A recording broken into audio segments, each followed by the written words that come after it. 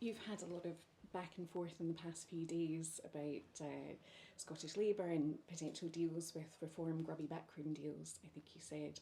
But polling that was out yesterday showed that actually Reform voters would prefer John Swinney as First Minister than Anas Sarwar as First Minister. And I wonder what your thoughts are on that.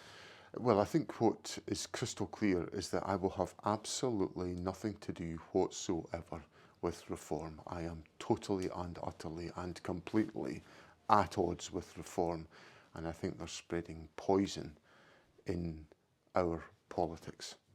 So that's why I think of reform. But what do you think about the fact that their voters prefer you to Anas Sarwar? Well, Why do you think that might be? I think what it comes down to is the deep. When I've talked about reform voters, I've talked about people being in two categories. I think there are some people who support reform who are racists and who propagate the kind of intolerance that I talk about in reform.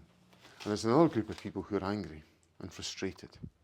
And I think a lot of that anger and frustration is about the performance of the Labour government, because people feel desperately disappointed that a Labour government was elected on the promise of change in 2024, and they have been, well, I think the most charitable thing you could say is they've been a disappointment.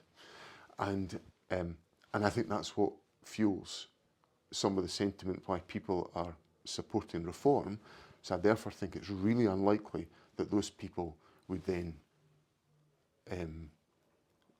be likely to prefer the Labour Party if they weren't voting for reform.